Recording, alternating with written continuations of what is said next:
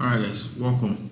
We're giving an algebraic expression from PCE 1991 where we are asked to factorize 16 minus bracket open 3x minus y bracket close all squared. Now to solve, first thing we do, we quickly write down a solution. That is our custom. Write solution.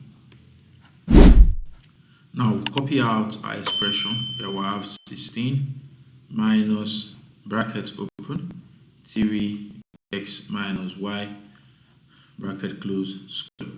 Now it's good we see that our expression resembles the difference of two square expression except for 16. However, 16 is the same thing as 4 square. Hence, we can rewrite our equation as this is also equal to 4 square minus bracket 3x minus y bracket close all squared. And previously from some of our other videos, we've noted that whenever we're given an expression of this nature, which is an expression that involves a difference of 2 square, we must have this at the back of our mind.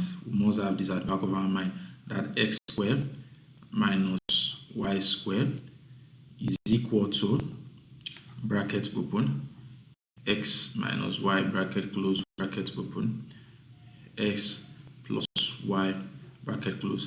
And since we have our equation as a difference of 2 square, we proceed as follows. Let's move down.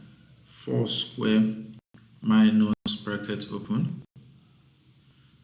3x minus y bracket close all squared is equal to bracket open 4 minus bracket open 3x minus y bracket close bracket open 4 plus bracket open 3x minus y bracket close. Now this is equal to bracket open 4 minus times 3x gives us minus 3x minus times minus y gives us plus y bracket close. Open a new bracket, we have 4 plus times 3x gives us plus 3x plus times minus y gives us minus y. We'll close our bracket. And hence we have bracket open 4 minus 3x plus y bracket close, bracket open 4 plus 3x minus y bracket close as our answer. Thank you.